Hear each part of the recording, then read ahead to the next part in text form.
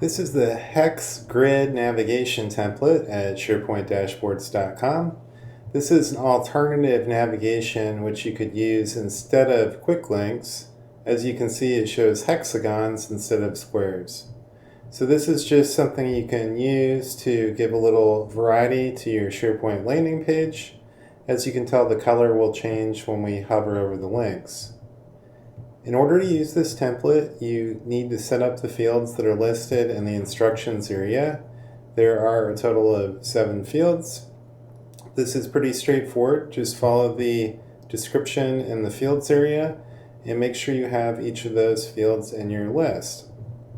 Alternatively, you can download and set up the list from a list template if you want to do it all in a couple of steps. Part of this template will include colors which you can set for individual links. I'm going to demonstrate that in a second.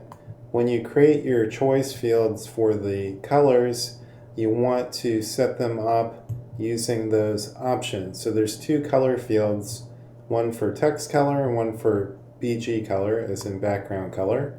Just select all these options and copy and paste that to the choices in your SharePoint choice fields and you should be good to go. So here's my list. I've got it set up in SharePoint and these are the fields that are described which you will create. So I've got a title field for the hyperlink and then of course the URL of the hyperlink, and then we have a field for MS icon. Now this is referencing icons which are available from the link provided at the UI Fabric Icons link, so be sure to reference that, and that's how you can set the links on each of these. So I am ready to go. I'm going to copy over my template and we'll be able to take a look and see how this works. So I just hit copy template and follow instructions in the box. Once that's set, I can go over to my list. This is a view template, so I need to go to my view selector, format view, advanced mode, and then select all and paste. And notice this looks different than my other one. That's because we have the option to set the link background colors individually. This is optional. If you want to go with a uniform color scheme, in that case you don't have to include those individual color values. So that's an optional way to do this. And then naturally you can make adjustments. So for example, if I wanted to make the icon size a little bit smaller and maybe I want to bump up the font size, I can do that. So I can make those tweaks. I could adjust the font if I wanted to. So we can do something like that.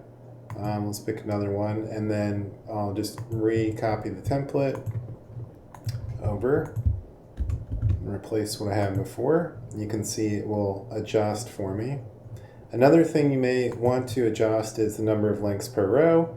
By default I'm showing 5, but you can set that to however many links per row that you would like to use, and you can just recopy and apply the template.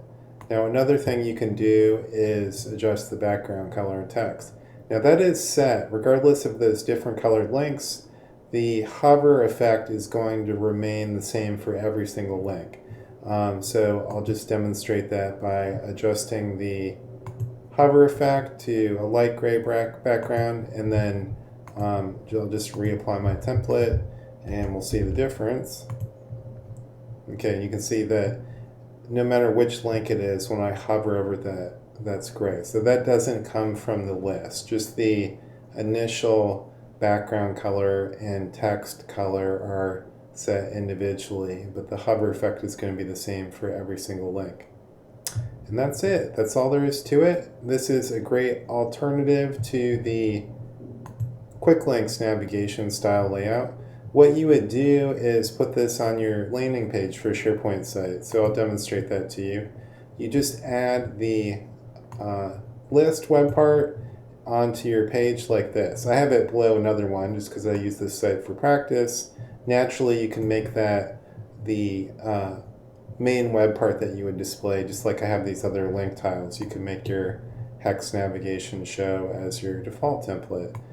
So that's the manner in which you use this template. You first set it up in the list, and then you add it as a web part to the page by adding the list web part, selecting your list in that view.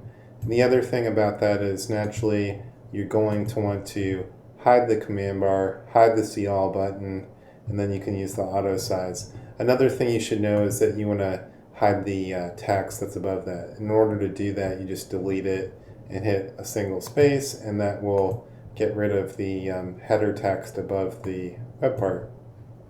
Hope you found that useful and interesting. Hope you can put this in your mix of different navigations that you do.